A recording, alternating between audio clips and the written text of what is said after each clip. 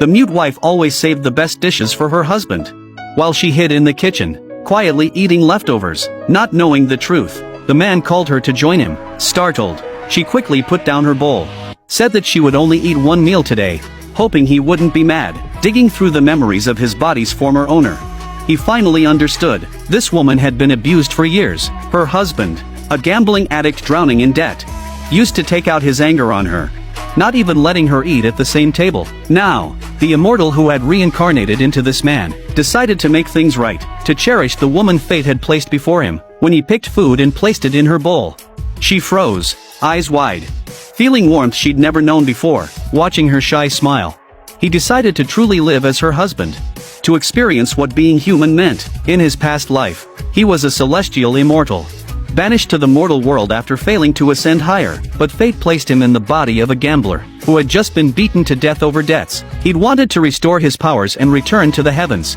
but soon realized this world had too little spiritual energy. All he could do was rely on the memories left behind. That's when he remembered. There was a wife waiting for him at home. He never expected her to be mute. Through her gestures, he realized she spoke sign language. After checking her condition, he found her voice could be healed, but it would take rare herbs to do it. She refused right away. They only had about $200 left, and even the rent hadn't been paid in months. But how could a once great immortal be stopped by money? So he took that last bit of cash and walked straight into a jade shop.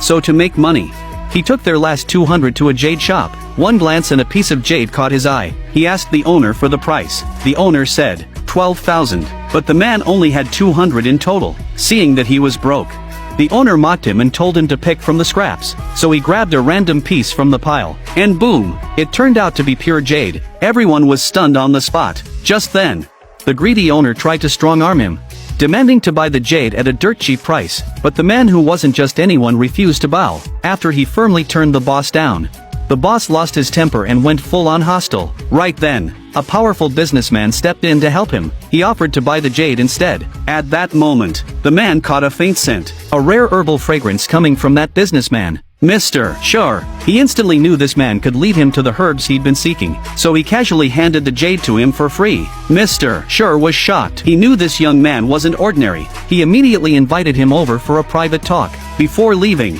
the man didn't forget to tease the boss. Later, he arrived at Mr. Sure's elegant store. The beautiful store manager quickly gave up her seat for the boss, but to her surprise, Mr. Sure showed deep respect for this humble-looking man. But as soon as the man sat down, Mr. Sure began to test him. But what he didn't know was that this man was no ordinary mortal. He was a reborn celestial being,